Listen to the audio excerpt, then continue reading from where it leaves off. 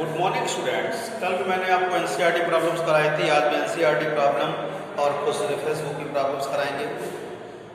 लेकिन बेटा आप लोग होमवर्क नहीं भेजते हो। होमवर्क जरूर भेजें आप लोग। होमवर्क नहीं भेजते हैं तो इससे आपको बहुत ज़्यादा दिक्कत होगी। प्रैक्टिकल के नंबर नहीं मिलेंगे, एवरेज मार्किंग में दिक्कत होगी, फाइनल जब पेपर होंगे उसमें दिक्कतों का सामना करना पड़ेगा। तो इसलिए आपसे रिक्वेस्ट है और निवेदन भी है कि आप लोग अपना होमवर्क जरूर भेजा करें बेटा। देखिए क्वेश्चन नंबर 11 कंटेंट तक करेक्ट मैंने आपको क्या बोलना है, क्वेश्चन ध्यान दीजिएगा। Read the each statement below carefully and the state with the reason and examples if they true or false. यानी इस स्टेटमेंट को पढ़ना है, ये ट्रू है या फॉल्स है, आपको ये बताना है। तो देखिएगा कैसे कैसे क्वेश्चन करते हैं। ए particle is one dimension motion. एक पार्टिकल जो है एक विमी गति कर रहा है। एक कण क्या है, एक विमी गति कर रहा है, यानी वन डायमेंशन मोशन कर रहा है। फर्स्ट पार्ट है with zero speed an instant में have non zero acceleration at that instant. यानी कि अगर उसकी स्पीड जीरो है किसी समय तो उसका एक्सेलरेशन क्या होगा, जीरो नहीं होगा। क्वेश्चन में ये कहा गया है अगर किसी समय किसी कण की स्पीड यानी जीरो है तो यानी कि चाल जीरो है तो उस समय उसका एक्सेलरेशन जीरो नहीं होगा। ये सही है या गलत है आपको ये बताना है बेटा। ये सही है। जब कोई वस्तु ऊर्ध्वाधर गति करती यानी वर्टिकल मोशन में होती है, जब कोई बॉडी वर्टिकल मोशन कर देखिएगा, आपको ये बोलना है to when a body thrown vertically upward then the highest point the speed is zero but acceleration is not zero. देखिएगा पहला क्वेश्चन, पहला पार्ट ये है कि अगर किसी कोई बॉडी की स्पीड जीरो होती है तो क्या उसका एक्सेलरेशन क्या होता है, जीरो होता है। आपको ये बताना है सही या गलत है। देखिए आपने एक बॉडी को लिया और वर्टिकली इसको थ्रो किया तो ये हाईएस्ट पॉइंट है एच, ये इसका हाईएस्ट पॉइंट है। जब बॉडी हाईएस्ट पॉइंट पर आएगी तो इसकी स्पीड यानी वेलोसिटी जीरो होगी बट इसका एक्सेलरेशन यानी त्वरण जीरो नहीं होगा, वो ऑलवेज डाउनवर्ड लगेगा। g प्लस होगा 9.8 मीटर पर सेकेंड स्क्वायर। यानी कि क्वेश्चन फिर समझिए, आपसे कह रहे हैं कोई पिंड गति किसी समय किसी कण, क्वेश्चन फिर सुनिएगा, with zero speed at any instant have non zero acceleration और डेट इंस्टेंट। यानी कि कोई कण गति कर रहा है और किसी समय उसकी वेलोसिटी जीरो हो बट एक्सेलरेशन जीरो नहीं है। क्या ये सही है? बिल्कुल सही है। अगर किसी बॉडी को आप अपवर्ड थ्रो करते हैं यानी ऊपर की ओर फेंकते हैं तो जब ये मैक्सिमम हाइट पर होता है तो इसकी स्पीड जीरो होती है बट एक्सेलरेशन जीरो नहीं होता है। g is just not equal to zero, यानी कि एक्सेलरेशन नॉन जीरो होता है, स्पीड क्या होती है, जीरो होती है। तो पहला पॉइंट आपका क्या है, सही है। अब देखते हैं सेकंड पॉइंट को, देखते हैं बेटा।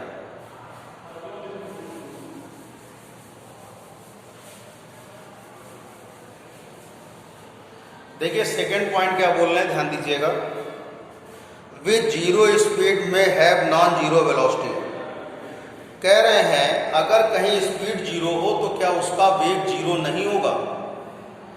आपसे क्वेश्चन में कह रहे हैं अगर किसी बॉडी की स्पीड अगर जीरो है तो क्या उसका वेग जीरो नहीं, अशून्य यानी जीरो नहीं होगा। गलत है बेटा, क्योंकि स्पीड वेलोसिटी इक्वल टू होता है, वेलोसिटी इक्वल टू होता है speed upon plus direction. Speed क्या होता है, डायरेक्शन होता है। जब स्पीड जीरो हो जाएगी तो वेलोसिटी क्या होगी, ऑलरेडी जीरो हो जाएगी। बात समझ में आ गई? यानी कि ये कथन क्या है, गलत है। कथन क्या है, गलत है। ये पॉइंट गलत है कि अगर किसी वस्तु की चाल जीरो है तो उसका वेग जीरो नहीं होगा। उसका रीजन बता रहा हूं कि अगर देखिए स्पीड प्लस वेलोसिटी क्या होता है, स्पीड प्लस डायरेक्शन होता है। अगर स्पीड जीरो है तो उसकी वेलोसिटी भी क्या होगी, ऑलरेडी क्या होगी, जीरो होगी। तो ये क्वेश्चन, ये पॉइंट क्या है, ये कथन क्या है, गलत है, यानी कि फॉल्स है। क्वेश्चन फिर समझिएगा। क्वेश्चन में क्या कहा गया है कि किसी समय यदि किसी कण की चाल 0 है तो क्या उसका वेग 0 नहीं होगा? 0 उसका वेग जो 0 नहीं होगा, ये कहा गया है। यानी किसी पॉइंट पे किसी कण की स्पीड अगर 0 है तो उसका वेग 0 नहीं होगा, ये बात गलत है। अगर स्पीड 0 है तो वेलोसिटी भी 0 होगी, क्योंकि वेलोसिटी इक्वल टू होता है स्पीड प्लस डायरेक्शन। तो ये ऑलरेडी क्या हो जाएगा, 0 हो जाएगा बेटा।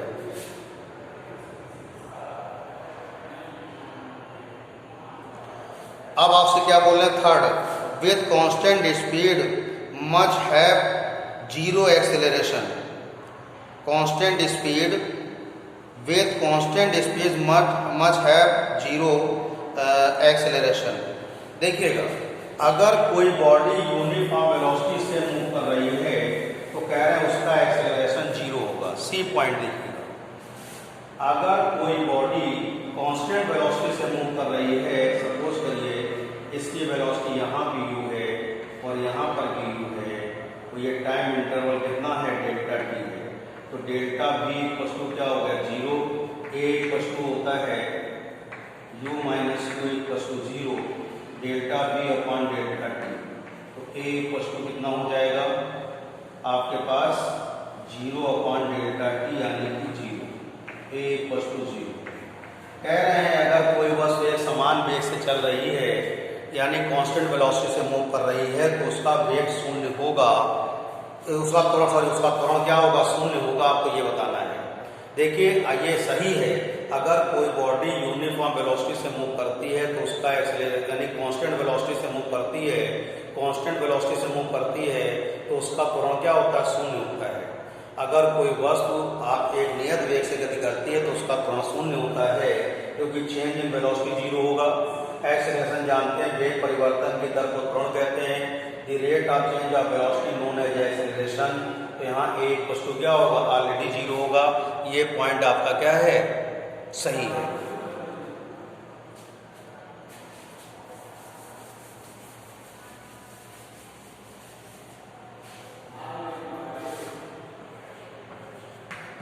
अब देखिए D point,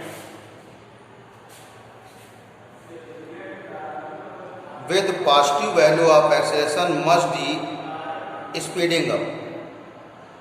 With positive value of acceleration must be stepping up, यानी कि आपसे कहा गया है पॉजिटिव वैल्यू ऑफ, अगर एक्सेलरेशन प्लस में है तो उसकी वेलोसिटी क्या होगी, बढ़ रही होगी। देखिएगा, पॉजिटिव वेलोसिटी एक्सेलरेशन मतलब वेलोसिटी क्या होगी, इंक्रीज होगी। देखिए गलत है।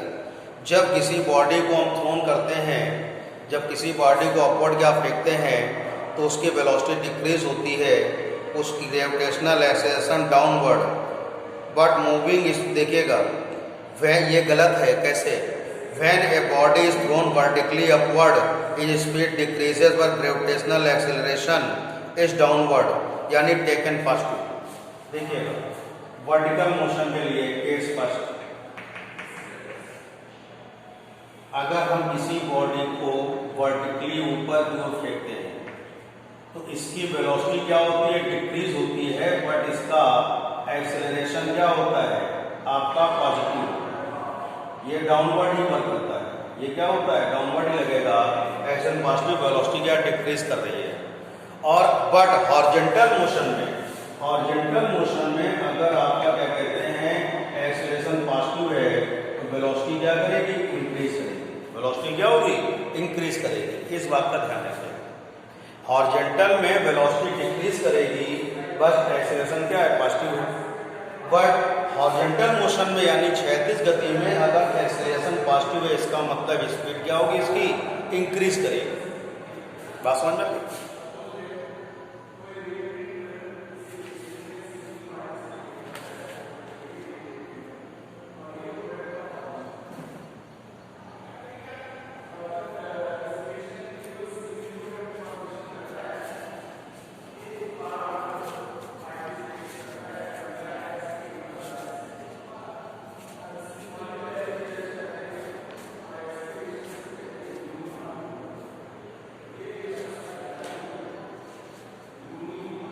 देखिएगा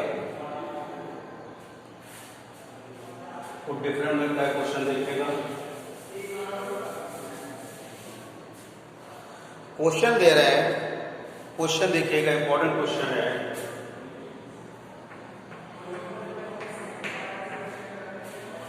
आपसे बोल रहे हैं the distance of x particle moving in one dimension under the acceleration of constant force is related to be time by is equation. यानी एक कण गति कर रहा है जिसकी गति इस समीकरण द्वारा दी हुई है, t equals to under root x plus 3 दिया हुआ है। Where x in a meter in second, find the displacement of the particle when its velocity is 0। यानी कि इस इक्वेशन एक पार्टिकल मोशन कर रहा है, इस इक्वेशन से डिफाइन हो रहा है। आपको इसका डिस्प्लेसमेंट फाइंड करना है जब वेलोसिटी क्या होगी, 0 होगी। तो क्या करेंगे उसके लिए, आप इसको इस तरह लिखेंगे बेटा, under root x equals to t minus 3, squaring both side, दोनों पक्षों को वर्क कर देंगे तो यह आ जाएगा टी माइनस 3 का स्क्वायर। एक्स इक्वल्स टू होगा A minus B whole square T square plus 9 minus 6, ठीक है, 2a square plus B square plus 2a। ये इक्वेशन नंबर 1 ले लीजिए। देखिए अगर हमको कहीं पर डिस्प्लेसमेंट दिया होता है, उससे अगर वेलोसिटी फाइंड करनी होती है तो हम क्या करते हैं, डिफरेंशिएट करते हैं। तो यहाँ लिखेंगे डी डब्ल्यू आर टी, यानी differentiating with respect to T. तो यह आएगा d x upon D t. इसको डिफरेंशिएशन का फार्मूला याद रखिएगा, एक्स की पावर एन इक्वल टू होता है एन इंटू एक्स की पावर एन माइनस 1। तो यहाँ से अगर टी स्क्वायर को करेंगे तो 2 इंटू 2 माइनस 1 यानी 2t है। यहाँ कितना हो जाएगा, 2t। बेटा कांस्टेंट का डिफरेंशिएशन क्या होता है, 0 होता है।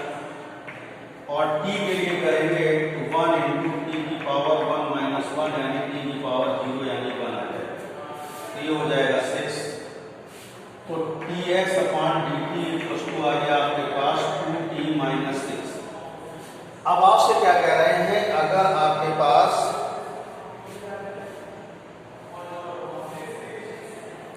अब यहां से आपसे कह रहा है d x upon D t को आप क्या लिख सकते हैं, v, यानी लेंगे d x upon D T equals to v। According to question में क्या कह रहा है, जब वेलोसिटी 0 है, इफ v इक्वल्स टू 0 है, 2t minus 6, 2t equals to 6, तो t equals to 6 upon 2 equals to आ गया 3 सेकेंड, यानी t इक्वल्स टू कितना हो गया, 3 सेकेंड आ गया। तो 3 सेकेंड पर आपको क्या करना है, इसका डिस्प्लेसमेंट फाइंड करना है। तो यहाँ पर रखेंगे अगर वैल्यू उठा करके, तो देखिएगा x इक्वल्स टू है t माइनस 3 का स्क्वायर, वैल्यू रखेंगे 3 माइनस 3 का स्क्वायर, x इक्वल्स टू 0। यानी कि अगर वेलोसिटी 0 होगी तो इसका डिस्प्लेसमेंट भी क्या होगा, बेटा 0 आएगा। क्वेश्चन समझ में आया कि नहीं आया? क्वेश्चन ये कह रहे हैं कि एक कण है जो कि गति कर रहा है, वन डायमेंशन मोशन कर रहा है, एक विमी गति कर रहा है। अब एक विमी गति कर रहा है तो t equals to under root, ये इक्वेशन द्वारा उसकी गति दिखा रहे हैं।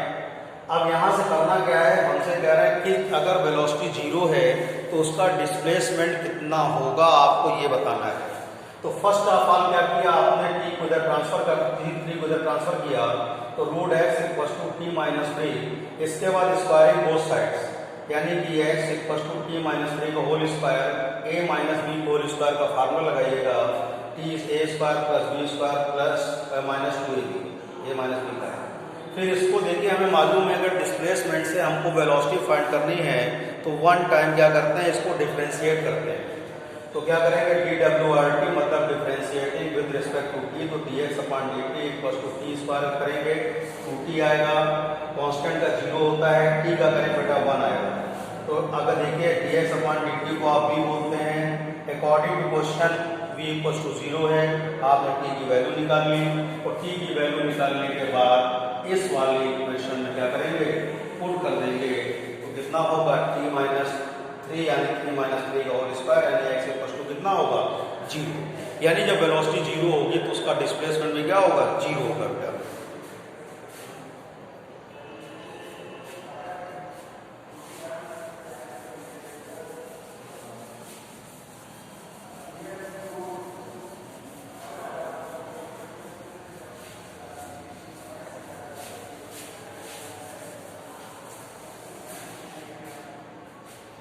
नेक्स्ट क्वेश्चन है, a car travels first half distance between two place with speed 14 kilometre per our.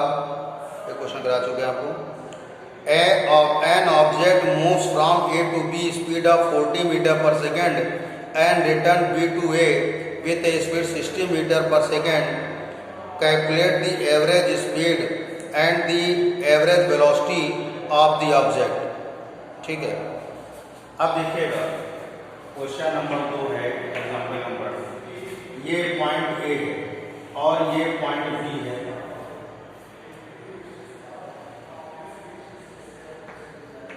तो जब एक पार्टिकल जो है, एक व्यक्ति है, an object move from A to b जा रहा है, तो उसकी वेलोसिटी कितनी है, v1 = 40 मीटर पर सेकेंड। और जब बी टू ए आता है, तो 60 मीटर पर सेकेंड होती है। बी टू ए आएगा तो इसकी वेलोसिटी कितनी होगी, 60 मीटर पर सेकेंड होगी। अब देखिए ये डिस्टेंस दी हुई है, आपको x दी हुई है। आपको एवरेज वेलोसिटी क्या करनी है, फाइंड करनी है। एवरेज वेलोसिटी आपको फाइंड करनी है। एवरेज स्पीड और एवरेज वेलोसिटी दोनों फाइंड करना है। तो एवरेज पहले आप टाइम निकालेंगे। t1 = आएगा x/v1 और t2 = आएगा x/ क्या होगा, v2 आएगा। एवरेज स्पीड पहला फाइंड क्या करना है, एवरेज स्पीड फाइंड करना है।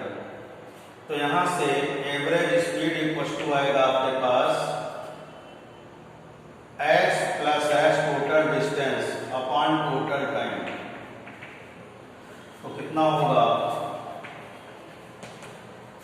2x अपॉन t1 की वैल्यू है x/v1 प्लस x/ क्या है, v2।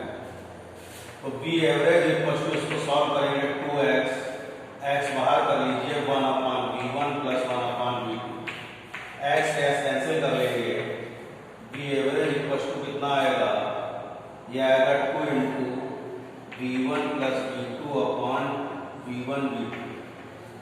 तो b एवरेज = आएगा 2v1 v2 अपॉन क्या होगा, v1 प्लस v2।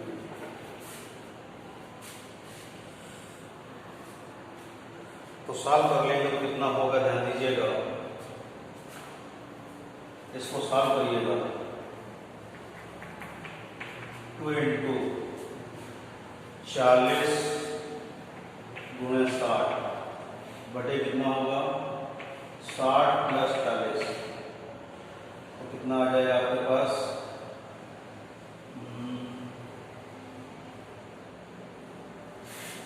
देखिए यहाँ देखिए, तो यह आएगा b एवरेज = आ जाएगा 2 × 40 × 60 बटे 100।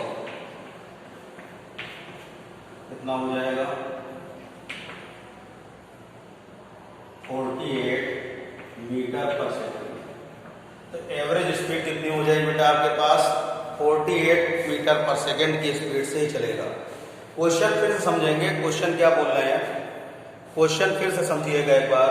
क्वेश्चन ये है कि एक बॉडी, एक ऑब्जेक्ट है जो ए टू बी जाता है 14 मीटर पर सेकेंड से, और बी टू आता है 60 मीटर पर सेकेंड के वेलोसिटी से। अब आपसे कह रहे हैं इसकी इस ड्यूरेशन में इस एवरेज स्पीड चाहिए और एवरेज वेलोसिटी चाहिए। तो पहले टाइम निकालेंगे, t1 = x/v1 plus t2 = x/v2। Average speed क्या होता है, total distance upon total time.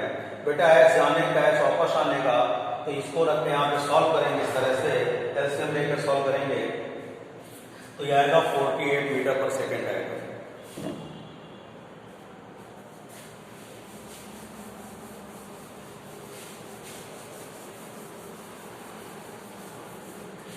अब देखिएगा डिस्प्लेसमेंट चाहिए, तो देखिएगा पहला काम करेंगे, डिस्प्लेसमेंट निकालेंगे। डिस्प्लेसमेंट = होगा x - x = क्या होगा, 0। तो एवरेज वेलोसिटी हो जाएगी आपके पास डिस्प्लेसमेंट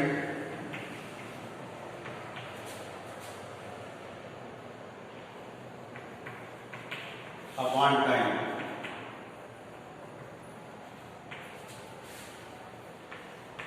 0/t1+v2 इक्वल टू कितना होगा 0।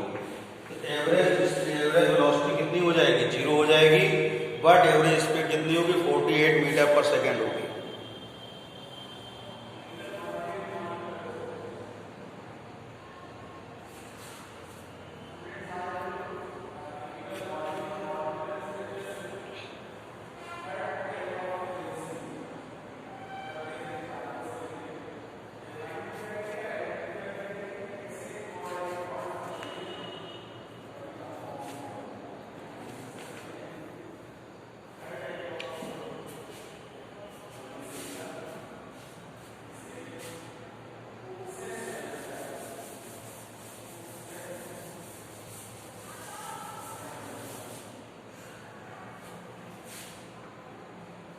क्वेश्चन नंबर 1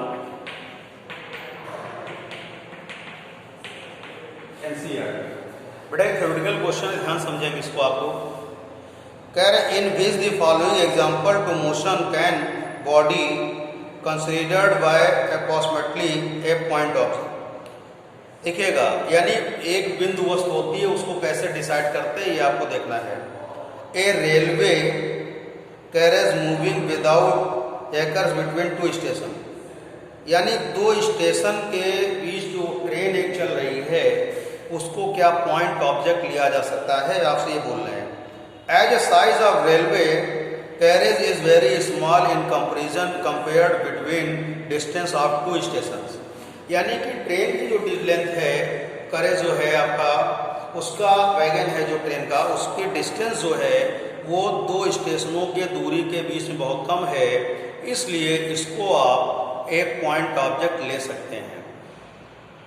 सेकेंड है a monkey sitting on a top of the man cycling smoothly a circular track, यानी एक व्यक्ति जो है एक सर्कुलर ट्रैक यानी वृत्ताकार पथ पर चक्कर लगा रहा है साइकिल से, और उसके सर के ऊपर बंदर बैठा हुआ है, तो क्या वो पॉइंट ऑब्जेक्ट होगा। A size of the as the size of the monkey is very small compared to the distance covered by the cyclist, यानी जो साइक्लिस्ट डिस्टेंस कवर कर रहा है उसके रिस्पेक्ट में मंकी का साइज जो है बहुत कम है, तो इसको भी क्या कर सकते हैं आप एक पॉइंट ऑब्जेक्ट ले सकते हैं। थर्ड है a spinning cricket ball that the turn speedly और हिटिंग द ग्राउंड, यानी कि जब किसी बॉल को बैट से स्प्रिंग करते हुए बॉल को बैट से मारा